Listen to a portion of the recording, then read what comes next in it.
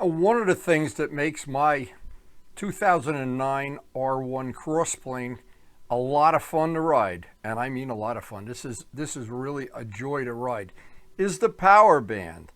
Yamaha got it right on the money for my taste, and I enjoy it every time I ride. And you can come along, ride with us, and watch it in 4K. Just adjust your device. Now today, as always, the weather's unpredictable. We don't know, there's a chance of thunder showers later in the day.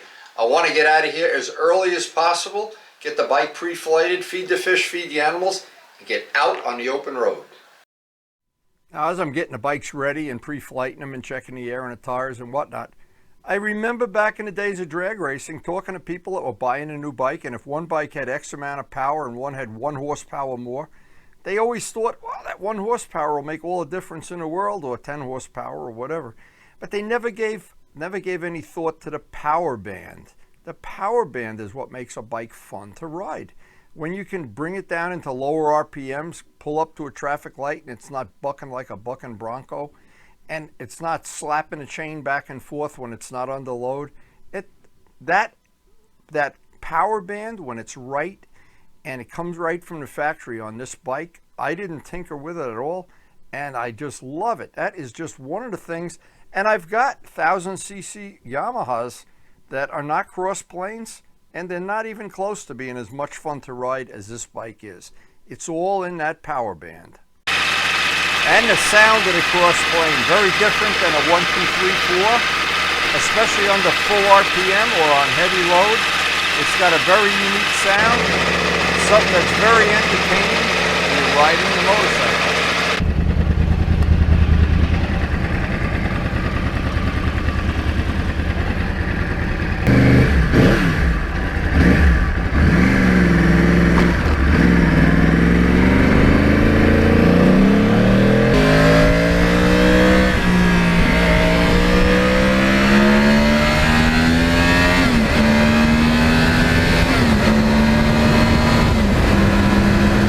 Now, getting the power band right, which again Yamaha seems to have a knack for doing, there's a lot of trade-offs, and the trading off the low-end torque for more power up top and back and forth, and they do that. I know the factory does that endlessly. They want to have the best low-end power, the best top-end power. Every factory does that, but Yamaha seems to have a knack to get that right, and all of the R1s that I've ever ridden have that same exact feel, and they really have that feel of that they're fun to ride.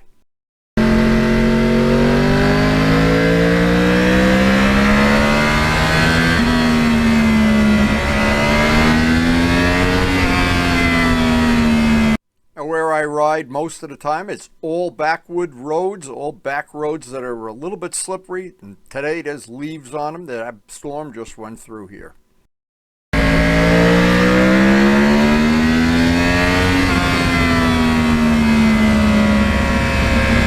And when the roads get a little slippery or a little, well, they salt them from around here anyway. That power band being smooth, the transition being smooth, knowing that if you get into one gear too low or too high, it's not a problem.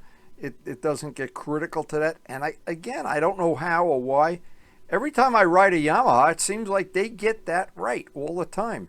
Now, some of the bikes, even my Kawasaki Ninja and some of the other bikes in my collection, don't have that total power band ironed out. They always have some little glitches in there, some little flat spots.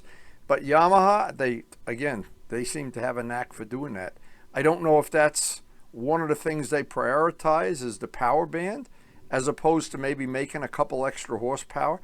I don't know. I don't really know. But I know from the bikes that I've ridden, and some of the ones from other manufacturers that just don't seem to get it exactly right, this bike gets it right.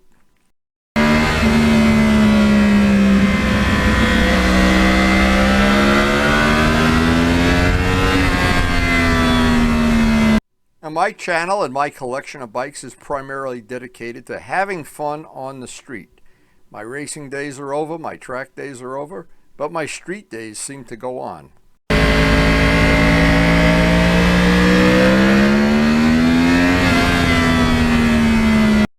Now again, I nicknamed this the Sledgehammer, the Sledgehammer Power Band, with tongue-in-cheek, of course. But again, Yamaha. This was one of the first bikes. I've owned it 15 years. This is the first bike, as far as I know, that they had ride-by-wire throttle. When you open the throttle a certain amount of degrees, the fuel injection is not the same amount of degrees. They call it ride-by-wire, and it's exponential in a lot of ways.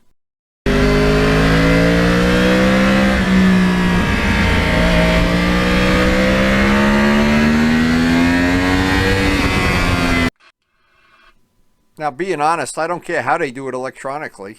I just want them to have it that when I ride the bike, it's fun to ride, and it is.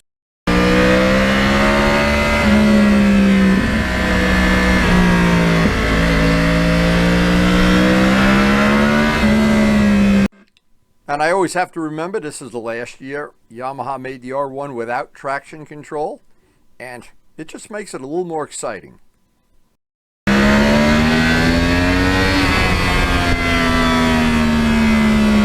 Now, where this bike really is a sledgehammer, when you're out on Route 80 and you want to pass somebody and you're in 6th gear at about 70, 75 miles an hour, and you open that throttle, it is really fun.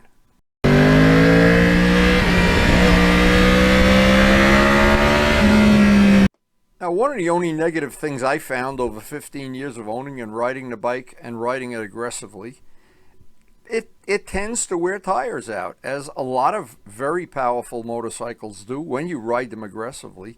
And the tires, well, there's a price to be paid, I guess. And these are Pirelli Angels. They seem to be lasting okay, but to be honest, I don't think they have the overall traction of the Michelins.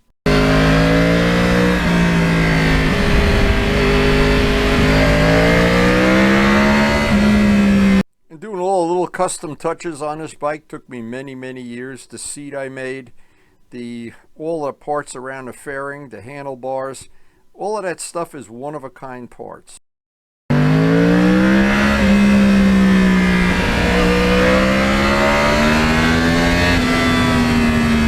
I had an exhaust system that I made, carbon fiber, and that's on our channel, making it and installing it and everything. But in the end, after 7 years of tearing up Harriman Park, I decided to go back to the quiet exhaust, because where I'm riding the majority of my riding now, there are a lot of populated areas I have to go through. And of course, I don't like to, at this point in my life, announce to law enforcement that I'm coming down a road.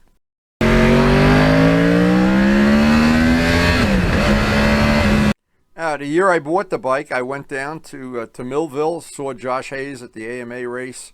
He was tearing up the track with an R1 exactly like this, and those headlight replacement inserts were not available from anybody. I don't think they still are, so I made that pair, and that is one of the most labor-intensive parts of the motorcycle that I custom made from scratch.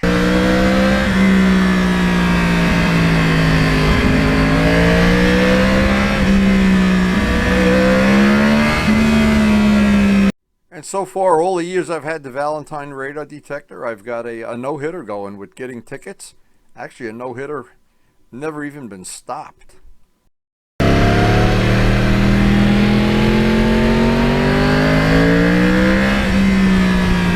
And when I painted the wheels of the bike, I custom mixed the paint. It's custom-made paint with pigment that I bought.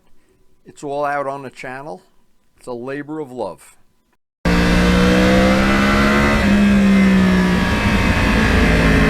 And from the day I bought the bike, I love the styling. I know not everybody does. Some people prefer a different look, a different shape. But to me, it's a pretty bike.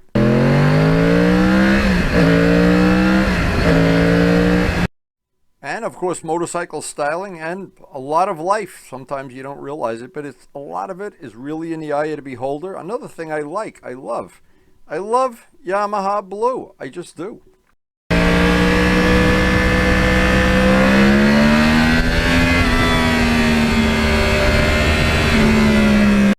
And I remember meeting Josh Hayes in Millville. Of course, I had bought the R1. I got to get into the Yamaha tent and meet him and get his autograph, of course. Quite a gentleman.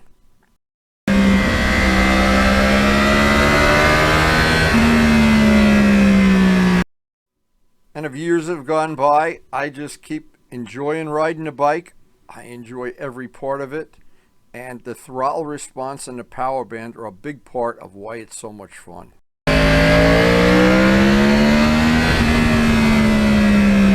And 15 years later, 37,000 miles on the bike, it just grows on you, and it seems to get better and better every time I ride it.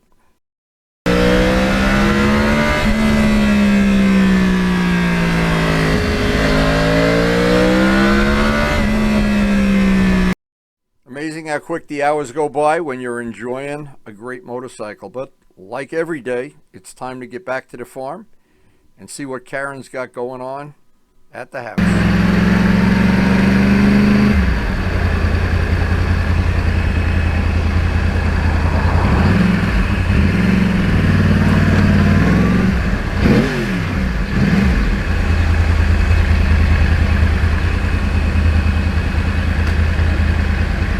Now, at the end of a cross-plane ride, one of the things I always think is, and it always goes through my mind during the ride too, this might be the best power band that I've ever enjoyed riding. And it's in the eye of the beholder, and it's not about who has the most power.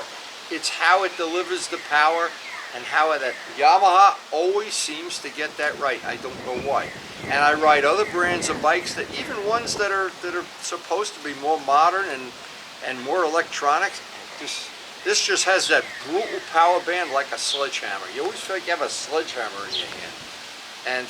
But of course, it's in the eye of the beholder. So enjoy it if you have one, and if you don't, I think you're missing something.